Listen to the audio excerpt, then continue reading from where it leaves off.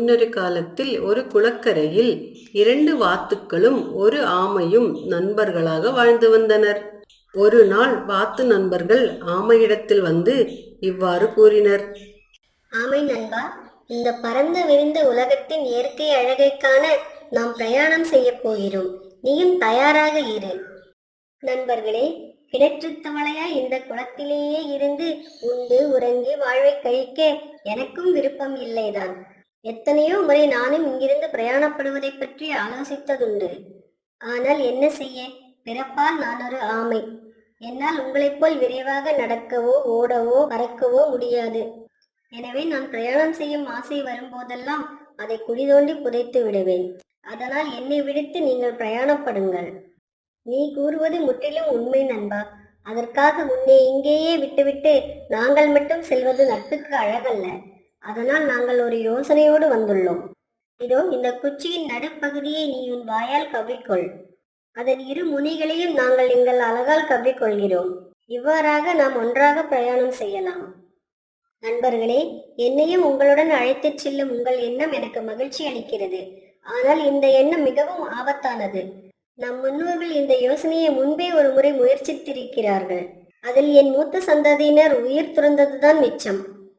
அதனால் இதனை கண்டிப்பாக எங்கள் வீட்டில் ஒப்புக்கொள்ள மாட்டார்கள். நம் முன்னோர்களின் கதை எங்களுக்கும் தெரியும் நண்பா. அதனால்தான் இந்த ஹெட்போனை நாங்கள் உனக்காக கொண்டு வந்திருக்கிறோம்.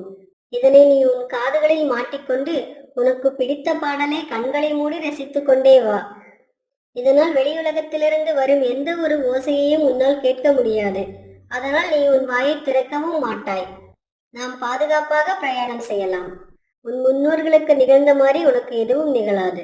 உங்களது இந்த யோசனை எனக்கு மிகவும் பிடித்துள்ளது. நான் என் பெற்றோரிடம் கூறிவிட்டு வந்து விடுகிறேன்.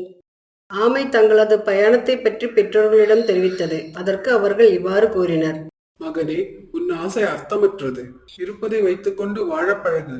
மறக்க நினைக்காதே, அது பேராபத்தில் முடியும். மகனே, தந்தை சொல்வதை கேள். உன் எதிர்காலத்தின் மீது உன் நண்பர்களை காட்டிலும் எங்களுக்கு அக்கறை உள்ளது. நம் முன்னோர்களுக்கு என்ன நடந்தது என்பதை நீ மறந்து விட்டாயா? உன்னுடைய இந்த ஆசை விபரீதத்தில் முடியும். அம்மா, பிறந்து விட்டேனே என்பதற்காக தினமும் உண்டு உறங்கி பொழுதை கழிப்பதில் எனக்கு துளியும் விருப்பமில்லை. நான் என் நண்பர்களுடன் புதிய உலகை காண புறப்படுகிறேன். எங்களது முயற்சி வெற்றி பெற்றால் அது வரலாறாக பேசப்படும். மீண்டும் நாங்கள் தோற்றால் முயற்சி செய்து தோற்றார்கள் என்ற பெயராக எங்களுக்கு மிஞ்சட்டும். என்னை தடுக்காதீர்கள், நான் சென்று வருகிறேன். பேசிக்கொண்டபடியே நண்பர்கள் தங்களது பயணத்தை தொடங்கினர். இவர்கள் பறப்பதைக் கண்ட ஒரு காகம் அவர்களிடத்தில் இவ்வாறு கூறியது. என்ன ஒரு முட்டாள்தனமான முயற்சி! இதை கைவிட்டு விடு. இல்லை என்றால் அதல பாதாளத்தில் விழுந்து மண்டை வெடித்து மரணித்து விடுவாய். அடுத்ததாக ஒரு கிளி வந்தது. முன்னோர்களிடத்திலிருந்து நீங்கள் பாடம் எதுவும் கற்றுக்கொள்ளவில்லையா? இது தவறான யோசனை என்று உங்களுக்கு யாரும் சொல்லவில்லையா? வாழ்க்கை மீது துளியும் பயம் இருந்தால் உடனடியாக கீழே இறங்கு.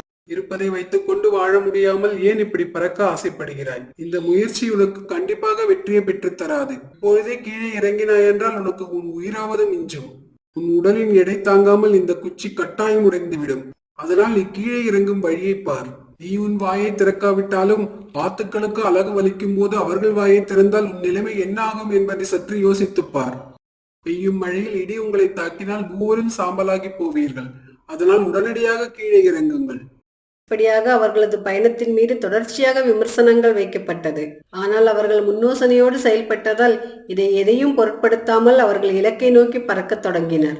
நெடுந்தூரம் பயணம் செய்து ஒரு அழகான குளக்கரையை வந்தடைந்தனர். ஆமைக்கு மகிழ்ச்சி தாழவில்லை. நண்பர்களை கட்டியணைத்துக் கொண்டது. நண்பர்களே, உங்கள் உதவிக்கு மிகவும் நன்றி. உங்களால் தான் என்னால் இந்த புதிய உலகை காண முடிந்தது.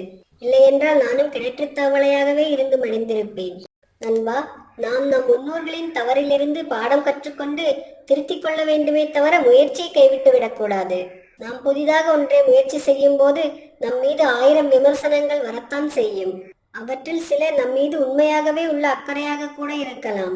அதனால் எல்லா விமர்சனங்களுக்கும் செவி சாய்க்காமல் நாம் செல்லும் பாதையில் தெளிவும் நம்பிக்கையும் தவறை திருத்திக் கொள்ளும் குணமும் நம்மிடம் இருந்தால் நமது இலக்கை நாம் வெகு சுலபத்தில் எட்டிவிடலாம். என் நண்பர்கள் எனக்கு கொடுத்த ஊக்கமும் நம்பிக்கையும் தான் என்னை எளிதாக பயணப்பட வைத்தது. என் நண்பர்களைப் போலவே உங்கள் வாழ்க்கையிலும் உங்கள் மீது அக்கறையுள்ள நண்பர்கள் கண்டிப்பாக இருப்பார்கள். அவர்களுக்கு இந்த வீடியோவை ஷேர் செய்து அவர்களின் பெயரை கீழே கமெண்டில் தெரியப்படுத்துங்கள். எனக்கு கிடைத்ததைப் போலவே எத்தனை நண்பர்கள் உங்களுக்கும் இருக்கிறார்கள் என்பதை தெரிந்து கொள்ள மகிழ்ச்சியோடு காத்துக் கொண்டிருக்கிறேன்.